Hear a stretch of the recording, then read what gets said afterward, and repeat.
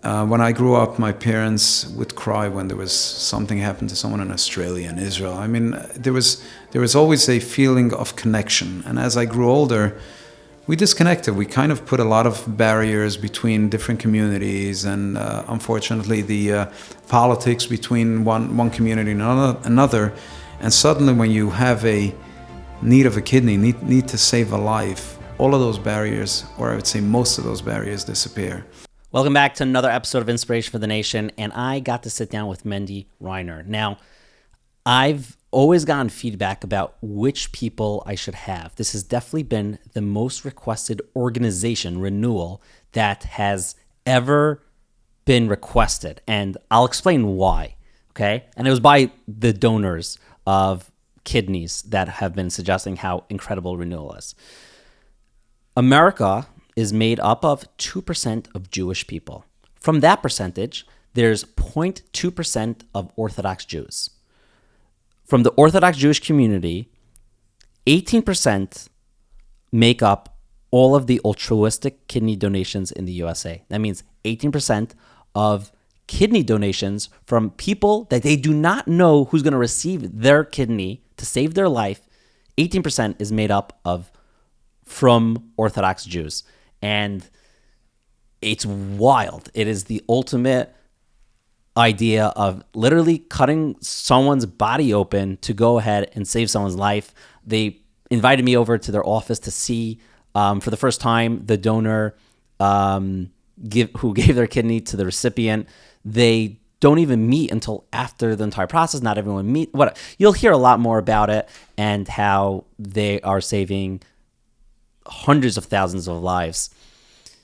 Here is the episode. But first, I want to thank the sponsor of this episode, which is Joma. You'll hear more about them and their hotline and their incredible podcast. And also, this episode is in memory of Shimon David ben Yaakov Shleima, as well as Miriam Sarah Bas Yaakov Moshe. Strap in. Here is a tale for you. I'm Yaakov Langer, and you're listening to Inspiration for the Nation. Okay, so this is interesting. I've been doing many interviews over the past 2 years, and there's so many organizations that people know about and are part of, and whether their family's affected or they're themselves volunteers. And I don't think I've ever seen as many people as Renewal, whether it's family members or people who donated, that say you gotta talk about Renewal, gotta speak to Mendy Reiner about it. So I don't know what you guys are doing differently than everyone else. Is there like a secret there? I know I'm just jumping right in. You have to understand who the donors are, who the people are coming up to you telling you that you gotta do Renewal. These are people that are really invested in Renewal or into the cause. These people actually invested a kidney. They donated a kidney. So these are really, really passionate people. They're excited at what they've done. They cannot do it again other than spreading the message. Once the message is out, more people donate. I mean, we've seen it throughout the years. The more people share their stories, the more people come forward to be donors. So that's probably the reason you're getting more requests in Renewal versus other organizations. Other organizations do great things, but I can't find another organization where people actually do what they do here at Renewal. So that's the passion that you're getting in the street. Okay, fine. And we'll get to the guts of it, and that is a pun intended. But I want to start from the beginning. Were you like 5 years old and you're like, I want to open an organization that helps people get kidneys? Was that like a passion of yours? Not really. I kind of fell into this. It's not something that I actually knew very little what a kidney does, had zero knowledge of dialysis. I don't know. It's in my body and it's important. Okay, yeah, so there you go. And you might learn it in the Gemara here and there about Kloyas Yatzis, but in general, you don't get healthy young people don't really learn about kidneys unless they're the geeks in the class where they like to learn about all the body parts and to become scientists. But in general, we just go along not really knowing what the kidney does. And in my case, the time that I found out what a kidney ultimately is, my Rav was here from Eretz Yisrael, the Eloi Rav, Zichron Livracha. And when he used to come, I didn't go into the office. I don't I basically parked myself and was there available for him 24/7 to whatever he needs to go. And this gentleman walks in, probably in mid-40s, and looked very, he looked drunk. His eyes were swollen, his face was full, and he wasn't walking straight. And he sits down opposite me and he tells me, I used to have a grocery, I am finding it, I had to give up my job. So I thought that he's there for a handout. So I take $40 and I'm going to send him on his way. And he's like, young man, he said in Yiddish, ich darf nicht dein Geld. Generos mamasa, just, I don't need your money, just listen to my story. So I'm like, okay, sure. So I put the money back into my pocket and he tells me that he's on dialysis. I had no clue what dialysis is. His kidney is failing. He had to give up his job. He's on a machine 3 times a week. And I'm like, okay, what, so what exactly is it? So I understood. He came for a bracha to the Rebbe. Okay, fine. But there isn't much that I can do. So he's like, well, I need a new kidney. So I'm like, okay, so how do you get that? It's like, the black market. I have to raise $250,000 to find it. So I'm like, that's not the kind of money that I have. You're like, I have $40. I don't know. Right. Okay. I definitely would have increased the $40 donation. But I said, let me see what I can do. I had no clue how this thing is going to work out. Hold on. And you at this point, what do you do for a living? I was in real estate developing, absolutely nothing to do with kidneys or any nonprofit organization. I was a member of Hatzola, I think, at that time, and but that's basically my connection to kidneys. And I told him, look, I'll go home, I'll discuss with my wife, and we'll take it from there. So I come home and I tell my wife, I bumped into this, older-looking fellow, and he's a young man, father of 5 children. He needs a kidney. He's on dialysis. How can we help him? And she said, well, place that in the paper. Let's see what happens. So I placed, I think, in the Jewish press. This was about 2003, 2004. Placed that in the Jewish press, the Hamadiyah, and some Yiddish papers, a small 5x5 ad. Father of 5 in red. Father of 5, blood type O, in desperate need of a kidney. And I put my cell phone number on the ad. And lo and behold, 20 to 30 people called me from these ads saying, I'm willing to donate. What does it take to donate? Or how do I find out my blood type? Or who are you in the field? Maybe you can help my mother and, needs a kidney. And probably got people calling me from the black market as well to figure out, who this new player is or what the story is. But I did realize that there are people out there that are willing to do this crazy act of chesed to donate a kidney to another, fellow neighbor. But is it because they're so kind, or because they don't necessarily know what they're getting themselves into? So I have no idea yet who these people are. Okay. So at that point, it's just I do know that there is a need because I met the need. His name is Eli Cohn. And I do know that there are people out there that are expressing interest in donating a kidney. So I start running around from organization to organization saying, look, I got this great idea. People need kidneys, and they're on dialysis. I'll fund it for the first 3 years. Let's start a new movement. So the organization that I went to shall remain nameless for now because it's that's not the point. But I went to the big organizations, chesed organizations, and community, and I pitched this project. And I was laughed out from everyone. Nobody's donating a kidney from an ad in the paper. You're crazy. Nobody's doing this. This is the most. There is no way people, so you're going to find one Meshuggah that's going to donate a kidney, but this is not something that we want to get involved in. And I kept on coming back, and I spoke to Shlomo Meyer from Chai Lifeline.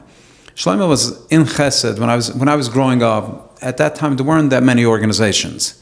There were individuals that were dedicating their life to Chesed. Shlomo Meyer was one of those people, and actually, I would idolize the amount of Chesed this person would do. He'd literally pick himself up and disappear for a week and be with someone at the Mayo Clinic. That type of Chesed, really involved in trenches Chesed.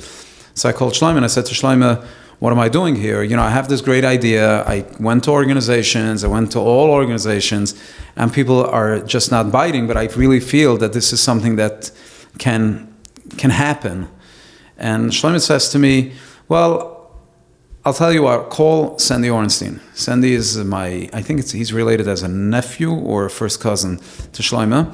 Sandy has started Relief. Sandy has been involved with many different organizations, whether it's a dark organization I don't think it exists anymore, but an organization for abused teenagers. And he says, try him. He knows how to put these things together. So I called Sandy, probably this is a year into the game. And I called Sandy and I asked Sandy, what is it that you can do? And now I know where he was at that time when I called him. He was in the car with his wife, and he hangs up the phone and he says he doesn't think he can help me. But now he tells me, I tell his wife, this crazy guy just called me that that he wants to start an organization where people are going to donate kidneys because he has people that are willing to donate it from an ad in the paper. But I didn't give up. I kept on harassing Sandy, and Sandy kept on telling me he doesn't have anybody, he doesn't think, he doesn't know if it's going to work. In early 2006, this is probably 2 to 3 years after my first meeting Eli Cohen, I called Sandy again. He kept on always pushing me, give me another 2-3 months, let's see. So I kept on being on top of it, because I don't know why. It kept on coming back to me. Why were you so determined? Because I felt that there is a... need? That there is a solution to a problem. I really did see that there is something that can be done. This is a serious problem. It's something that, and we all grew up with the negative press about the frum community not doing their share in the organ field. I mean, we're still constantly being belittled in the eyes of the rest of the world that we don't do. And I felt that this is definitely something that can happen. I just want to make it happen. So I kept on calling Sandy, and at one point Sandy says to me, I have a great guy. There's this gentleman, his name is Chaim Steinmetz. Chaim Steinmetz works for a half a day for DARCA, for that organization for abused girls. He's available the other half of the day to see if Renewal, if we can do something like this. So Chaim spent a half a year. Let me back up a second. When I met Eli the next day, I called him that I placed the ad in the paper, and let's see what happens. I did go with him myself to Montefiore Hospital in the Bronx. Hold on. At that point, your relationship with this Eli was, you met him in shul? I met him by the Erlo Rov. Right, from the Iran, I called him. Okay, I spoke to my wife. We placed that in the paper. So we formed some sort of relationship. He was a very sweet man. How old was he? He was in his mid-40s. Okay. Very sweet guy, very talkative guy, and I drove out with him to Montefiore Hospital. And I did, to the credit of giving credit where credit is due, I met Dr. Stuart Greenstein. I think he lives in Teaneck, a Shom Shabbos surgeon. And when we meet him, and I introduced him to Eli because I think either Shlomo Meyer, I'm not sure who told me to go out and see him, because the Frum community was using Greenstein for this. And Greenstein starts giving me a whole message news that it's just not right, that the Frum community is not really stepping up to the plate. And so I'm like, look, I'm here. Let's do it. Let's make it happen.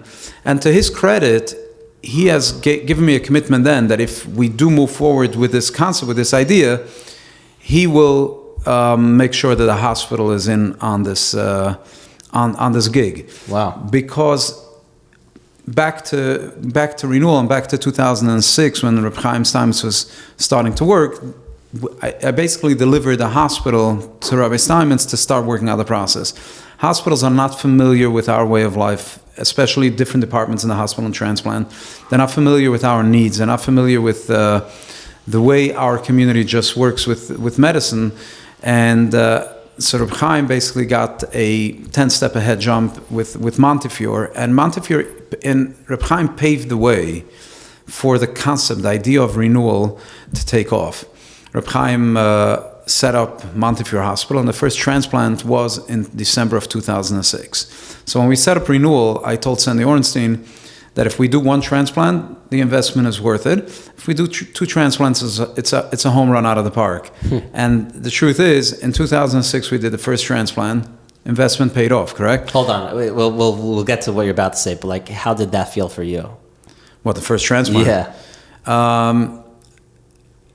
It was outright amazing. It was there were no words, just because I felt that all along I felt it's doable, and I finally got to a point where that we delivered, that we came through for the cause. I happen to have been not well that entire period. I had a cardiac episode in 2006, 2007. So I couldn't participate in the transplant, but I remember following through very closely with the leadership and with Lchaim and all the others. And I still remember where I was standing, following step by step of where and how this played out.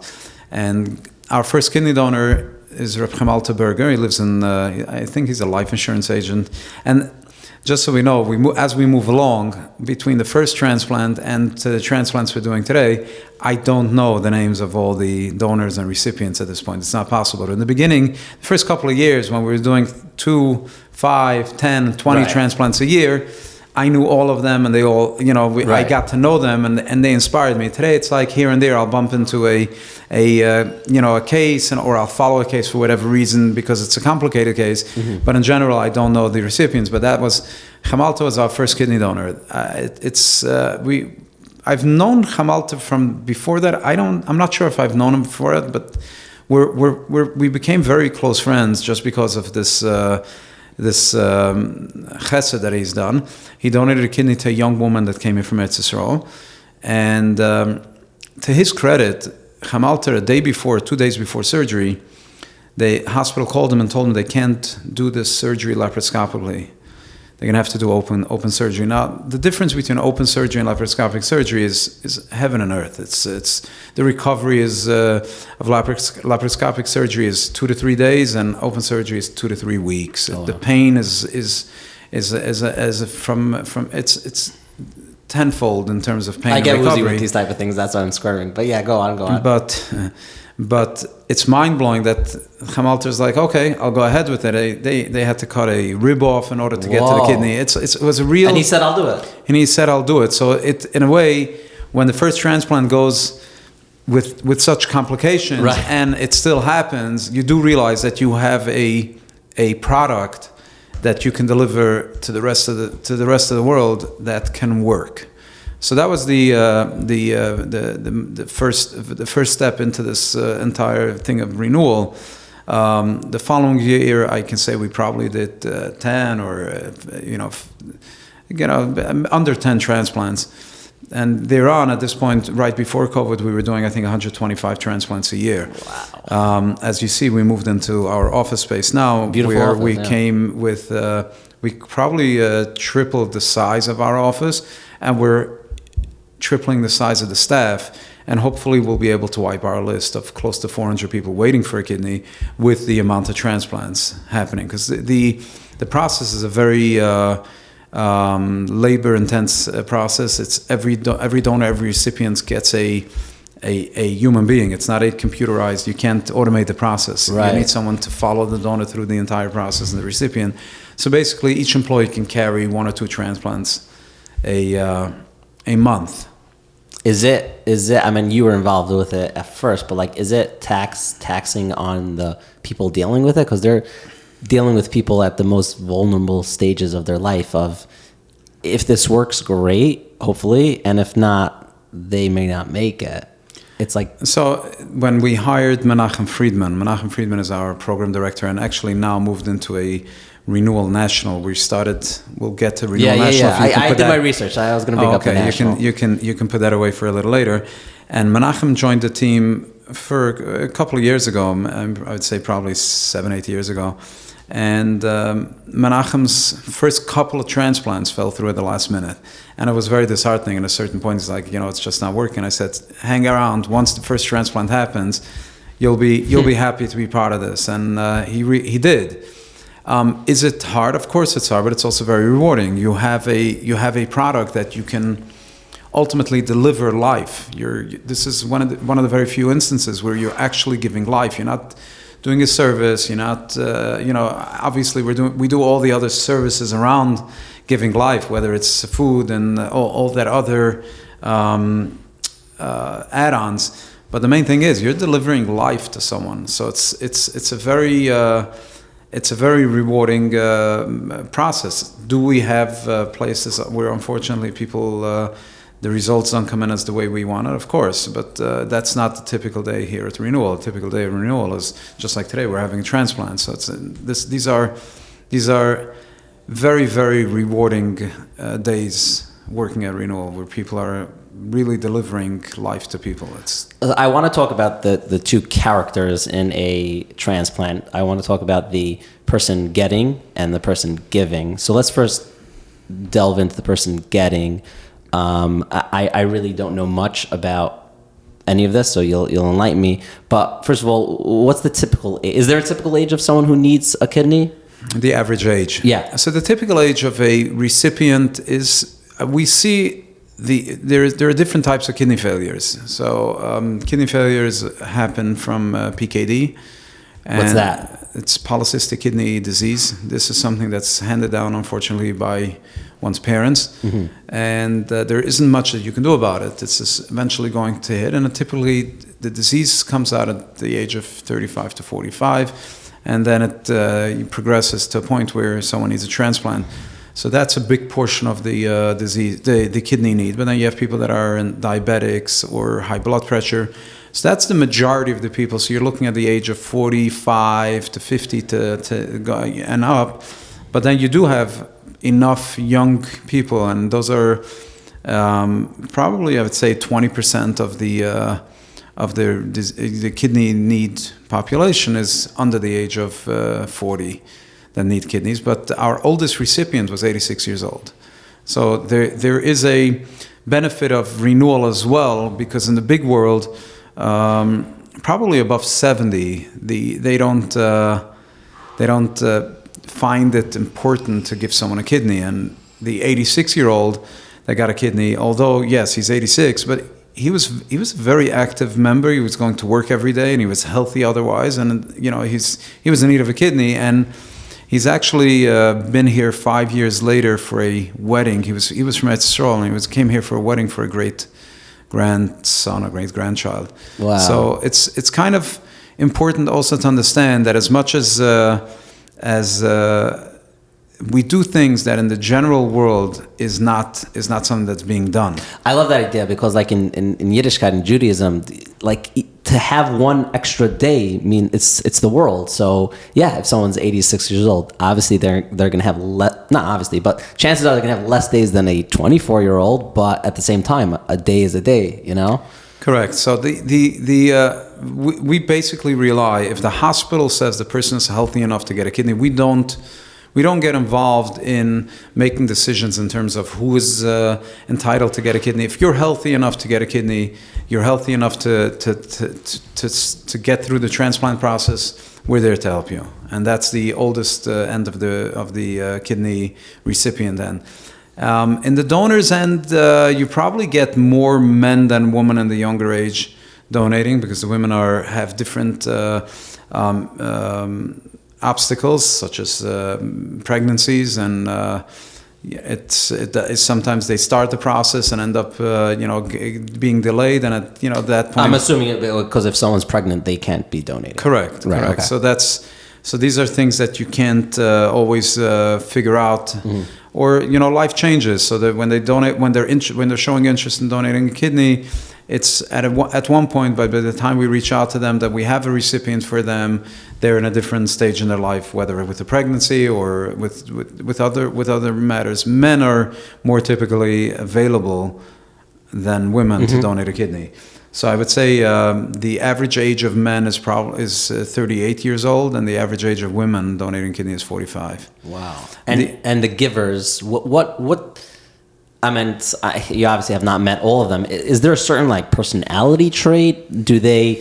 Are they donating because they're just like, okay, this is a beautiful chesed I could do, or was their family affected and they're like, hey, this is my way of giving back? Like, who are the givers? So the youngest, let's go with age first. Okay. The youngest age that we have is 21 years old. Or I would say for non-related donors. For related donors, we've seen younger. So if it's a legally, family member, what's the 18. But 18, many okay. centers won't do anything under the age of 21. Mm-hmm. And many centers won't do anything under the age of 27 or 30. Really? This is also something that we have managed to change the process in the hospitals, realizing that in the frum world at least, people that are 22 years old or 23 years old and have 2 children, they're settled and stable people. The reason the hospitals don't want younger people to donate because they're not as stable. They're not, they're not settled in life. But in our world, a 23, 24-year-old is somewhat settled in terms of being not being in 10 different places. Mm-hmm. Basically, we know where that person typically is going to end up or be doing is a stable person. So this is what Renewal again has brought to the world of the frum transplant world, that the hospitals will accept younger donors than in the typical world. So in terms of ages, we've had a donor that was 21 years old to non-related and up to the age of 77. A 77-year-old happens to be a very interesting story. 77-year-old is a child Holocaust survivor. And I find it inspiring because if she has a family, she has children, and if anybody can say that they've had their share of whether it's, I wouldn't say giving back to the community, but their share of community headaches with that Holocaust survivor didn't end her life problems in the Holocaust. She's lived with it for her entire life, and for her to turn around at age 77 and say, "This is something I want to do. I would like to give life to another person." That's like a very, very beautiful way of giving back and continuing the chesed that Hashem has given her in terms of life. And that was one of the amazing. There are some stories in Renewal that touches your heart. This is one of those. That, no. Tell me, that's a beautiful story. And honestly, I didn't even realize someone could donate past the age of 70. But share. People who listen to this podcast love stories. Share if you have other stories. And obviously, you don't have to say the names and details. To keep them confidential. There is a story that I find very, very moving to me because it covered a lot of the aspects of not only the recipient, not only the donor. It covered so much about what we do, and that I just hope that I can collect. It's been a while since this story happened. There is a young woman on dialysis in Shara Chesed in Eretz Yisrael. She's 27 years old. Her name is Molly Pump. She's on the dialysis machine. She has a 7-year-old daughter. And her husband, Aaron, was looking to donate to her, but wasn't a match. And in Israel back then, you're talking probably 10 years ago, 11 years ago. It's about 11 years ago now. In Israel, the system was broken. Renewal was involved a lot in setting up the model of Renewal in Israel, and Baruch Hashem, Israel, the organization there goes by the name of Matan Chaim, Gift of Life, and they've taken the transplant problem in Israel to the next level. And Baruch Hashem, within a couple of years, Israel will be waitlist free. Wow, that's how successful the program is. So. But at that time, the system was completely broken. We've been investing many trips and many advocacies on behalf of creating and starting and supporting Rabbi Haber, who unfortunately died. He was a recipient. He died during COVID in Israel. So back to Molly Pump. Molly Pump is on dialysis at Shara Chesed, and in walks this woman, our first kidney recipient that Chaim Altenberger gave a kidney to. So it's also, you realize the Yad Hashem of what happens here. She went back to visit people on dialysis all along, and here Molly, a 27-year-old, when again, not to say everybody on dialysis is an unfortunate situation, but when you do see a young woman on dialysis, it does trigger different emotions. And this lady tells her what's going on. And Molly says, "My husband is not a match." And she's on dialysis for close to 6 months already. So she's a new face in the center. And she says, "Why don't you call Renewal?" And she's like, "Who, Renewal?" She gets through to us. She's in New York literally a couple of weeks later, gets herself cleared in Columbia Presbyterian, who, by the way, Dr. Lloyd Ratner is the director of the program. Very well known. He's on our board of medical advisory board. And Molly, 8 weeks after arriving to New York, is transplanted. So her donor is Fishy Carmel, a roofer from Brooklyn. So the story starts expanding in a very beautiful way. So you have the first recipient of Renewal meeting her in Israel, sending her to New York, and some roofer that works, in Borough Park, Fishy Carmel, donates a kidney to her.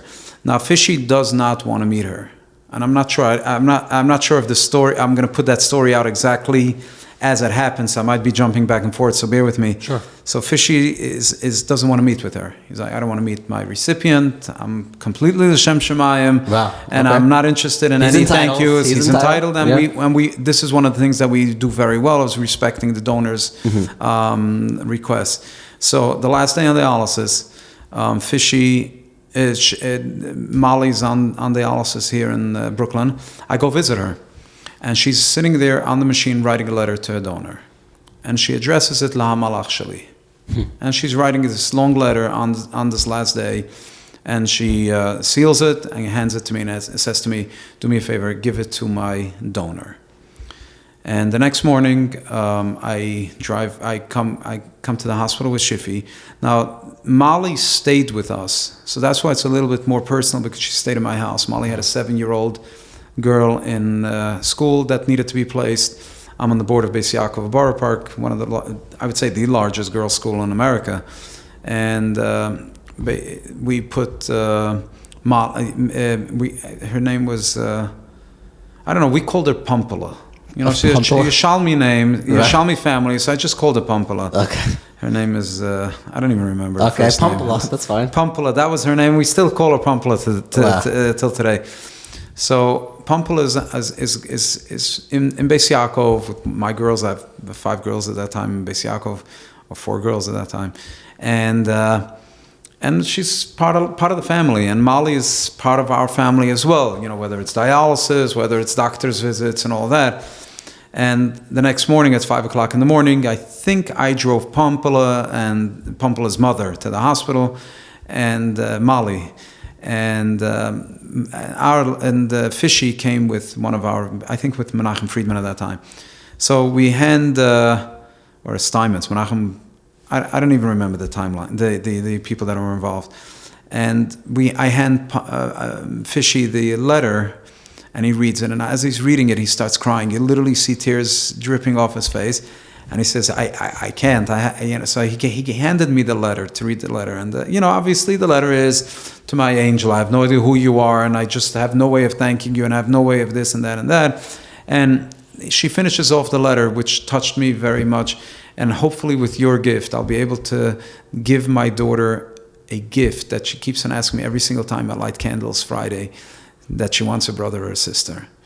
And that's how she finished off the letter. So fast forward now a couple of years, she not only gave this Pampala sister, she also gave Pampala a brother. So that gift is, but the story doesn't end here. So her husband, she gets a kidney.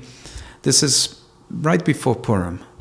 It was one of those early times of Pesach was early that year, so it was cold, and Molly is home from the hospital.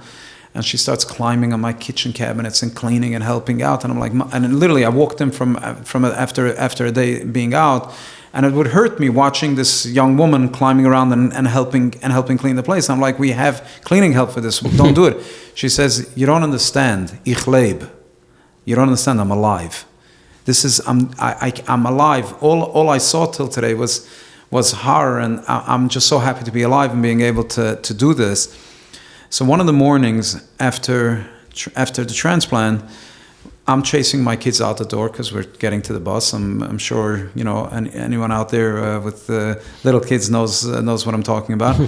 And Molly is chasing Pampala out the door as well, and Pampala is running out with the coat without putting on the coat. She's just running out with the coat in her hand with a briefcase in the other hand. And I'm watching this. This is right side by side. And the mother yells after her, Pampala bist nicht kalt, you're not cold.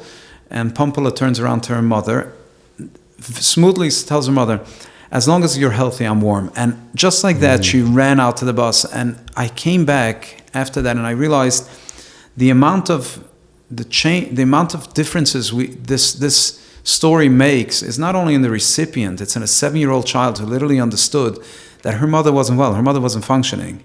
And she was able to verbalize that to her mother, to say, as long as you're healthy, I don't care about my cold, I don't care about anything. This is just, that was another major, I would say, feel-good moment as in terms of what Renewal is involved in. So, but the story continues. So this, they stayed by us for Pesach, and during the Seder, that I planted. I like gardening, and this little garden. Those of you who know what Borough Park looks like, you don't have that big of a garden, so it's not that much of a. Like three flower pots. Right. So I planted some flowers before Yom Tov.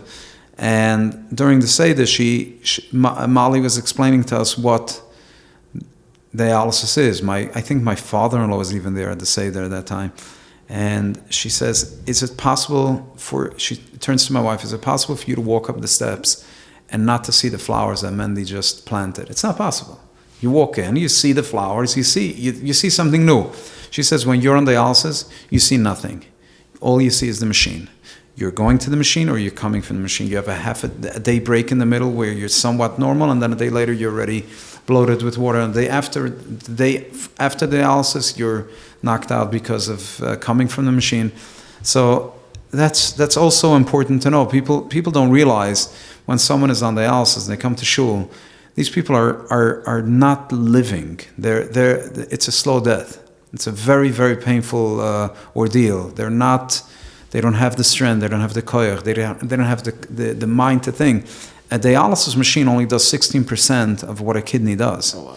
So it's not like they're getting the vitamins and vitamin D and E and all that other stuff. They're not. So getting a new kidney is extremely important to giving life and getting back to life. So during the Seder, Arla says to me, I'm not going back to Israel until I donate to someone else. Find me someone, I'm going to donate a kidney to someone else, because I was ready to give to my wife. And he was floored that someone just like a fishy camel, a roofer, came and gave a kidney to his wife. And he says, I want to do it. So we hooked him up with a recipient, and again in Columbia Presbyterian. And a day before transplant, he says to me, I'm not donating. I'm like, oh, okay, fine. What happened? He's like, until I can't say thank you to Fishy, I'm not going to donate my kidney. Well played. So, listen, this is the Yerushalmi Kugel speaking. Right. And so I call Fishy. I say, Fishy, we have a problem. Because Arla doesn't, the husband doesn't want to donate a kidney until he can say thank you. So he's like, look, if that's what it means, I'll meet them.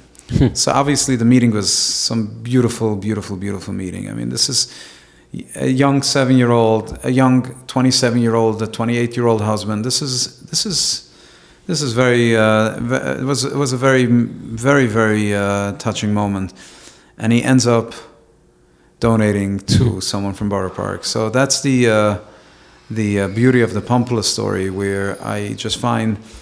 So we've been in touch ever since. She just graduated.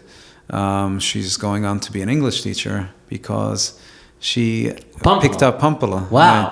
So Pampula picked up the English in Beis Yaakov.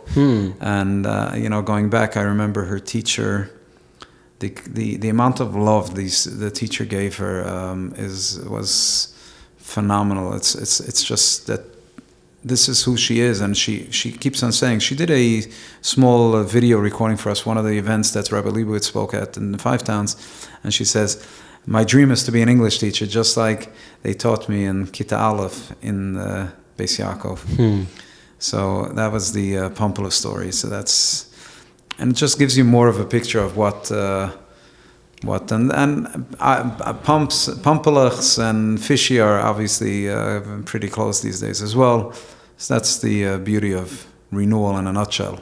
Wow. And you get an idea of where it touches. We'll be right back to this week's episode. But first, let me tell you about this. Everyone likes a good podcast. I mean, clearly you're listening to one that hopefully you deem as good.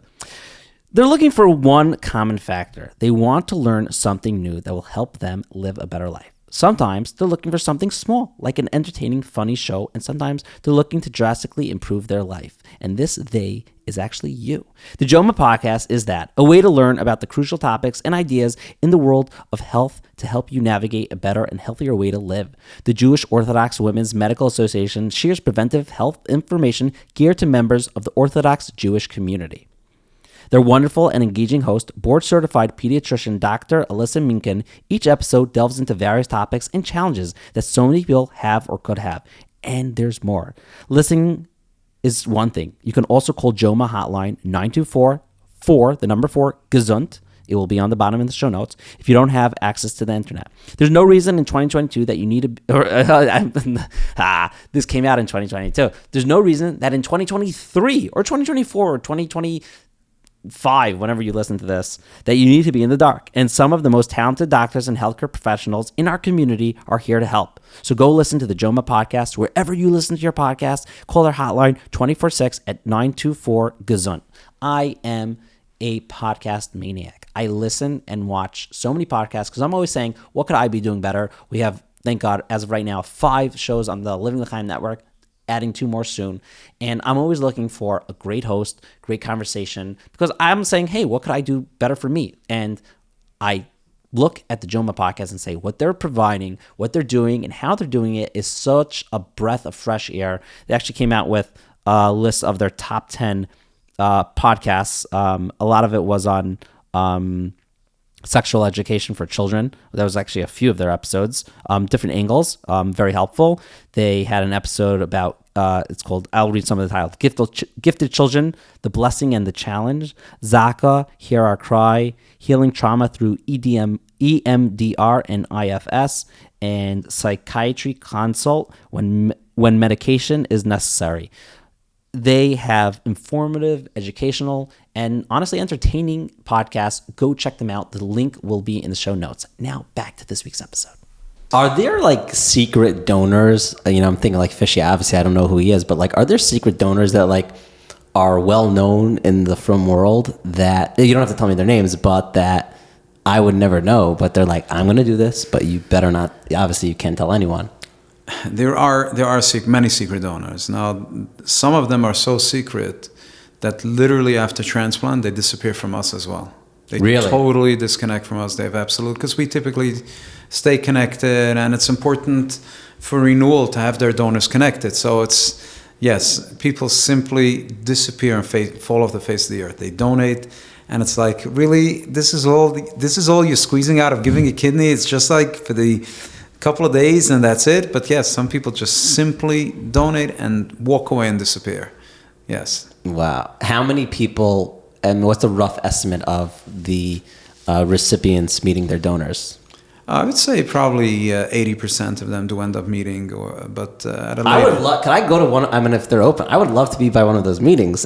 We have them pretty often here. Yeah? Yes. Are there ever like public ones that people like? That would be such a good fundraiser, no? Like we did. I would be so touched. I'd be like, take all my money. Like if I saw that interaction, like I've seen it online, not from Renewal, but like other type of like donor type of things, and like they're always so powerful. They're very, very powerful, and we do try to use them during fundraisers, and we've used them, and they're very, very, very, very powerful. Can I say if people end up donating money? I don't know, but people end up donating kidneys for sure. Okay, from that. That's definitely a net positive. So what's harder for you to raise money or to raise kidneys? Probably money. Yeah? Probably money. More people are willing to give away their kidney. I have a good friend of mine who happens to be very successful, and he'll give me a kidney. He'll donate a kidney quicker than donating money. Yes. Really? Yes, I've had it from a couple of very very well-to-do people. Like, I'll give you a kidney.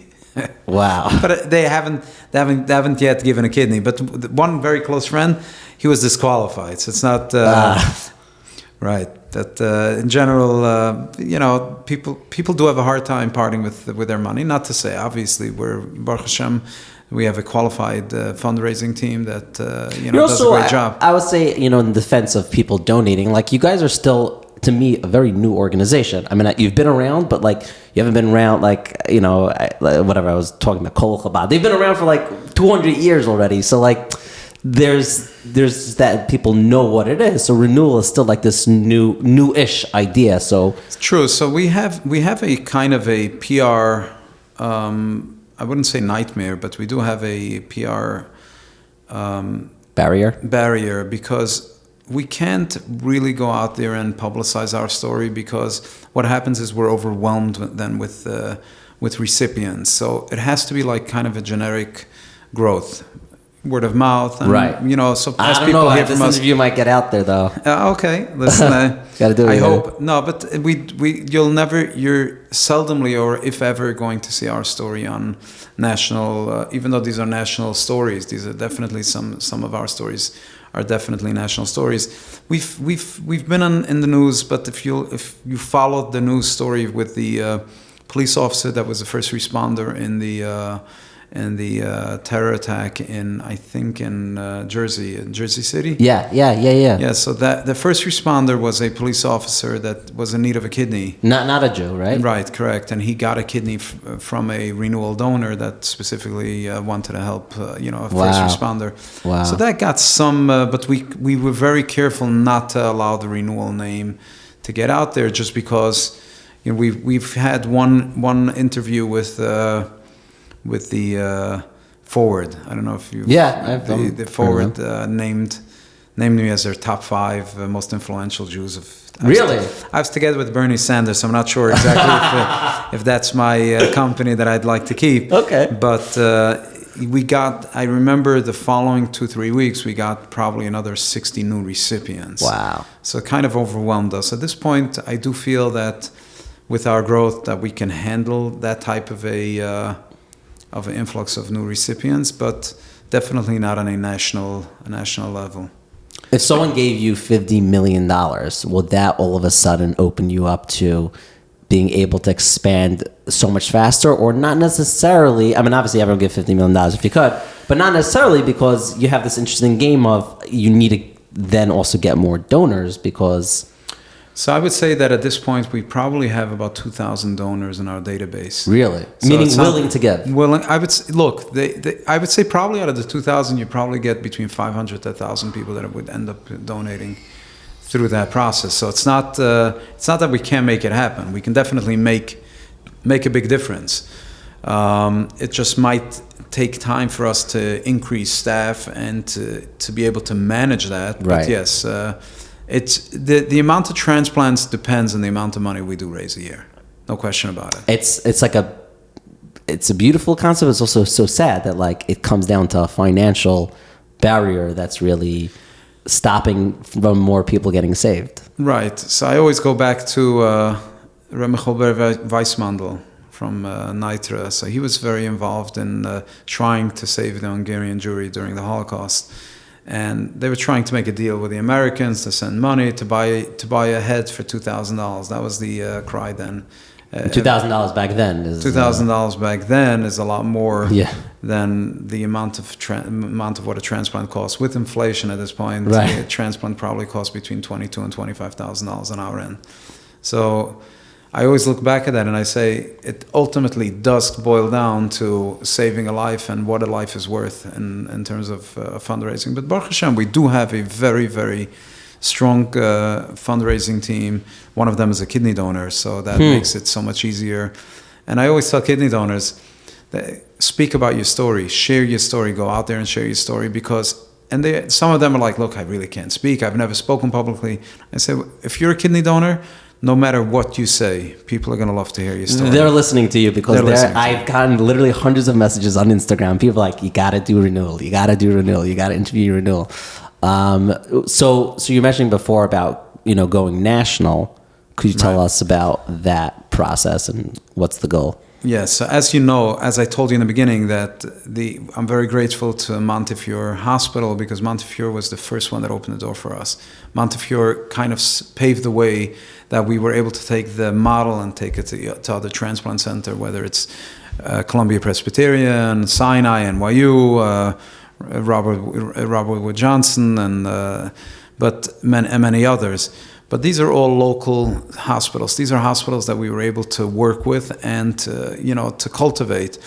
the further you are from the tri-state area, it's harder to find centers that are willing to work with you. They don't really trust you. You're walking in there, and who are you, layman? Not medical professionals. We're going to go into that conversation shortly. Whether at this point we know enough to or at least enough to be considered professionals, but.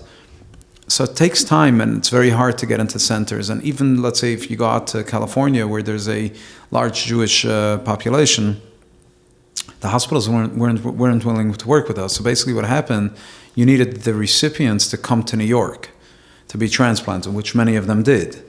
And the problem with that is, number one, not everybody can travel. So you have someone that's locally, they can do it, but to travel, they have to travel and set up dialysis, and they're elderly. They're 55, 65, 70 years old, and they're just not capable of making the trip. So that basically those are left hanging. So we invested a lot of time and energy and put Menachem Friedman, our program director, hired him, moved his position into Renewal National. So now we're starting.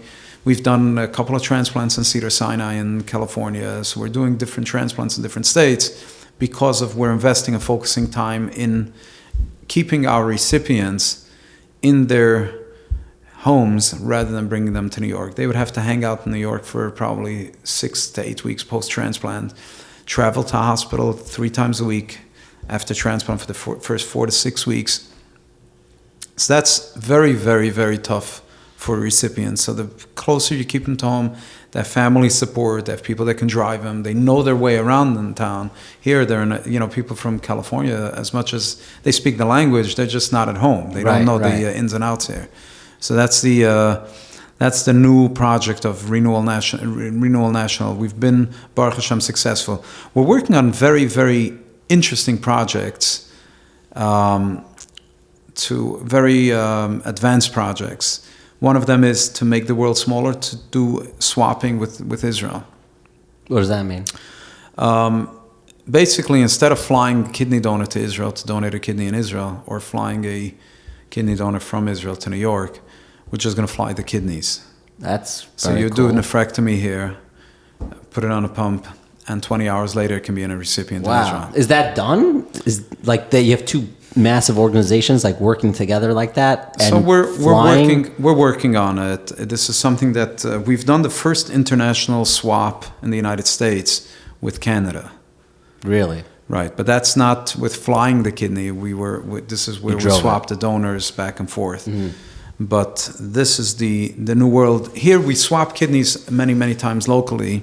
And the reason for that is because you want to give the recipient the best match possible. Right. So if you have a donor that's worked up in NYU, you don't anymore at this point have to get him out to another center and work him up in another center, just because we know who's a better match for whom. You're like a shotgun for kidneys. Correct. But not only a shotgun for kidneys, we're the Darya Sharm as well. Because we know the HLAs, the antibodies, and all that. So we can say that the match that this recipient has in their hospital is not as good of a match from a donor that we have in another hospital. So in the olden days, the donor would have to transfer, take another 2 days off work, whatever that meant, to get themselves cleared in another center. So at this point, all we do is, you're cleared in NYU, we're going to get NYU to do the nephrectomy, and we'll transfer the kidney to wherever the recipient is. So the world is becoming smaller, but at this point, we feel we can do the same thing on a bigger level and doing that internationally as well. And we're hoping the bureaucracy in Israel is a lot worse than the bureaucracy in New York and in the United States. Although bringing a kidney without the donor in from any other country is still going to be a tough thing to get through, because that's not allowed. So in the beginning, we're going to have to bring because that's the FDA regulation. So that's something that's going to have to be worked on. So I'd like to first at least ship the kidney out. We'll fly the donor in to give the kidney here, but that's something that can open discussions once we have a working partner in Israel to make that happen. So then we'll kind of start working and lobbying that the swaps should be able to be done, and without bringing the donor in. the actual donor in just to bring the kidney in. Is it wild that you're like literally saying what you're saying now with trying to like hopefully change the FDA's rules about, you know, giving over livers, kidneys through flying and all that, and it all just started from this Ellie Cohn person saying like, just hear my story. Like Yeah, that was the start of it. It's there are many wild moments where I feel like it's crazy that I'm involved in this, or that the Renewal has gotten to this point. You know, Duke University invited me where they had a cross-sectional meeting where from the dean of the school down to the newest students, and I was the only Orthodox person in the room, and it's kind of it's rewarding saying that, you know, other major centers, major hospitals, major schools are interested in learning about the renewal process. NYU was looking into doing a study on the renewal model. So yes, it's humbling. What are you doing? What are you doing? I guess differently, or just I guess your method that you think has made you so successful? You meaning you and Renewal. Renewal, right? I just want to make it very clear. The staff at Renewal is great. That's the bottom line. The dedication of staff, turnover here is almost they're literally once people join, we haven't from out of the 15 people that we knew here, we lost 1 or 2 people over time. So these are people that are really dedicated. In the private world, they can definitely make a lot more than what they're making here. We always laugh here. They work 9 to 5 and volunteer 5 to 9. That's the model. These people are in the hospital at 4:30 in the morning, picking up donors, recipients. This is a very, very dedicated team to the cause. But you know, you said financially. You know, listen, I hope they make more money because you guys. I hope you guys raise more money. But it's so interesting. Like when people like are looking for jobs, obviously right now there's a massive pressure to make just more and more money because the price of living is so expensive. Literally have a whole podcast called Kosher Money about that. But the reward that people, I mean, even me, like I'm just talking to you about like all of this. It's like you literally are saving people's lives. Like that's what you do for a living. It's got to be a very rewarding feeling. It is. There isn't. I don't think that there is a more rewarding job than just knowing that you were involved in giving a young mother, a grandfather, or anyone life. How do you? I'll be open and personal. I struggle with. At this point, I've done over 100 interviews, and my goal is to inspire myself, inspire people listening, get chizuk from people's stories. But it's starting to get a little hard for me personally because it's you know the same thing. Like okay, you know I'm talking to you, Renewal. Oh my gosh, it's amazing. Then I'm talking to that Rav that saved the community. Like oh my gosh, amazing. But like once I do it over and over and over, it is becoming an avoida to like try to focus and say like tap into like what's really going on here. But there is the struggle of I'm just a little jaded by just myself. I'm putting myself out there. So how do you stay, I guess, refreshed from always having that first feeling of like after you did the first transplant? So as I said, we have donors meeting recipients. There is no way in the world that a meeting of a donor and recipient ever becomes a cold moment. It just doesn't happen. It every single time, and I always tell them, they're like, well, you've seen it already 841 times. You've seen it already 800. And it's not. It's every single time. It's a new story. It's a new face. It's a new person. It's as I said, a young kid, an older kid, a grandmother, a great grandmother. These are all, each and every one of them are stories, and each and every one of them have a background. Every case impacts tens, if not hundreds, of lives. So it's not like you've seen it once. You've seen it all. There are hundreds of people. Whether it's a Rebbe, we had a Rebbe, for instance. A 6th grade Rebbe in Muncie that needed a kidney. He called Renewal 3 weeks later. He was transplanted. So basically, He was out of work for 4 weeks, and he was back to teaching 4 weeks later. That is just what every single move of what we do is what Renewal does.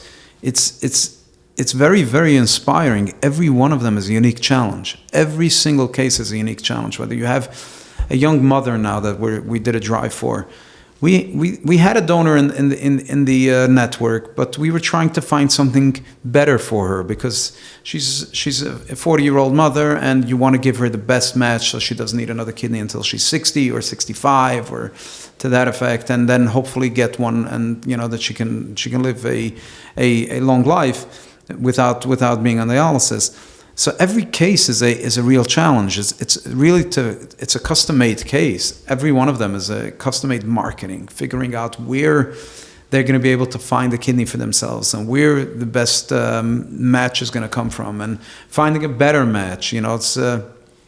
It's tough. I think when I think of and you mentioned the Holocaust before, and you think of Hitler saying, "I don't care if someone's Hasidish wearing a shtreimel, or they don't believe in God and they're Jewish. If they're a Yid, I want to kill them."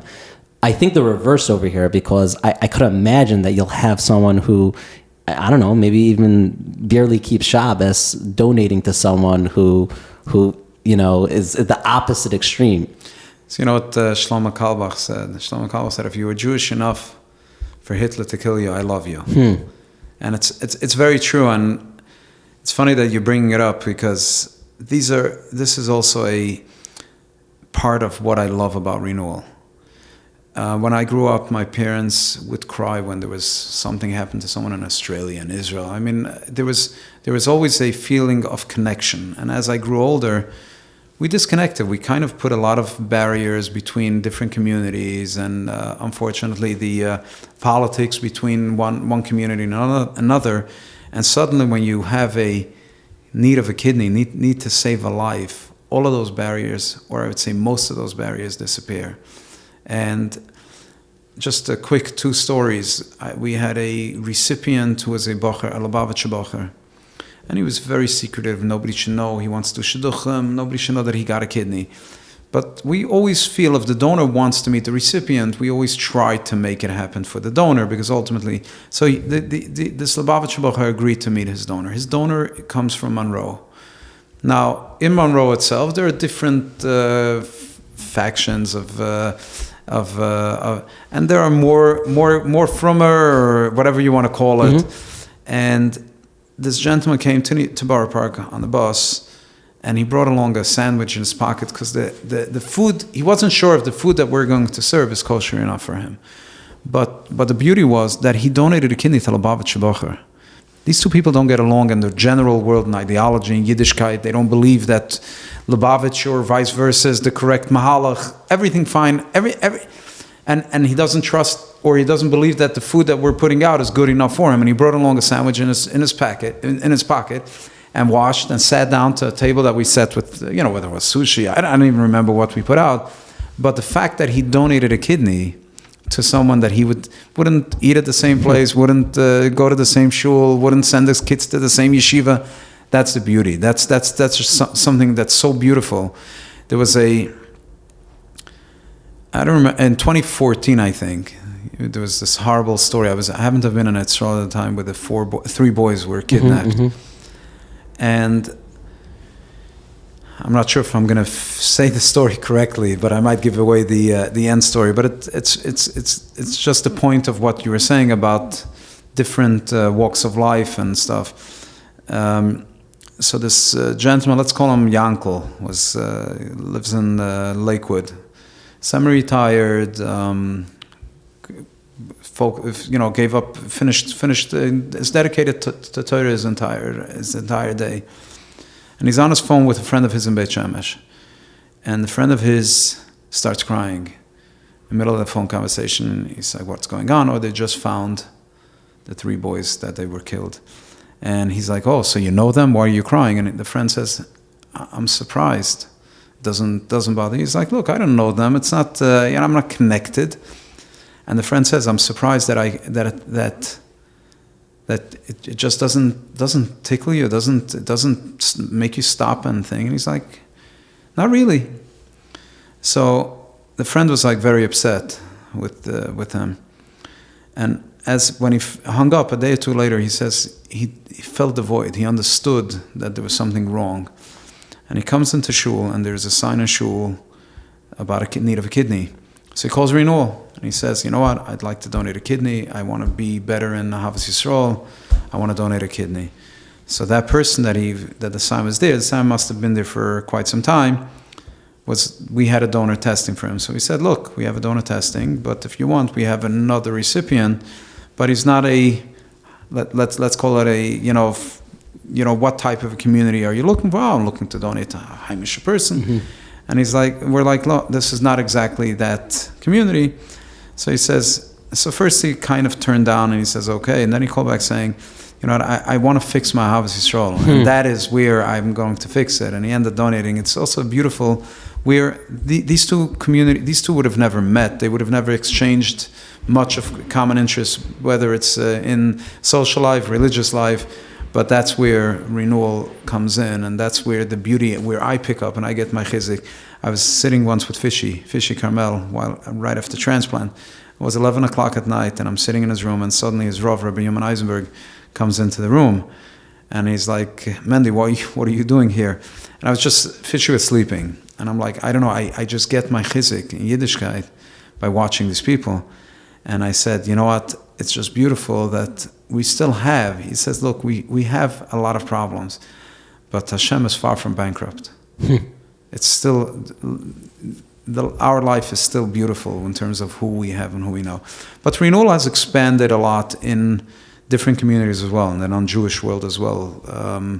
Will help anybody who reaches out to Renewal for a kidney gets the same process and the same outreach to their communities, because Renewal has become the model. Our model is that we don't find a kidney for you. We'll help you find a kidney for yourself. And once your kidney donors call, we'll walk them through the process and get them to the finish line. Mm-hmm. So that's the kind of, expanding out as well in terms of Renewal National, or, that will help anyone in need of a kidney. We don't turn anyone away from Renewal. Wow. Okay. And then if you know the number by heart for people listening, if they should give a call or an email or go on your website, maybe your website. It's renewal.org, pretty simple. And the phone number for donation is 718-431-9831. Wow. That's one more thing that I can find interesting is in the certain worlds, I know Rabbi Leibowitz recommended that you reach out to me. Yes. I find it amazing that in that world, the Rabbanim step up to the plate to donate a kidney, and it amazes me, because we reach out to a lot of these Rabbanim through our outreach, Modern Orthodox outreach, Josh Sturm, to reach out to different communities for people to donate, to get involved in Renewal, and to get different communities involved. And I find that a lot of these Rabbonim are like, okay, so I'll talk about it, but I'll also test. Wow. And it's like, it's next level of leadership, where you have a Rav saying, here I am. I'm not only going to talk about it, I'm going to do it. And we have quite a few Rabbonim that have donated kidneys from Rabbi Sturm's drive. Rabbi Sturm was hired in Renewal to reach out to new communities, and Baruch Hashem, at this point, probably his initiative is responsible for at least 50 or maybe even 60% of our pool of kidney donors. It's something I have to ask, because I know how these episodes work, and then people say, like, you should have asked them.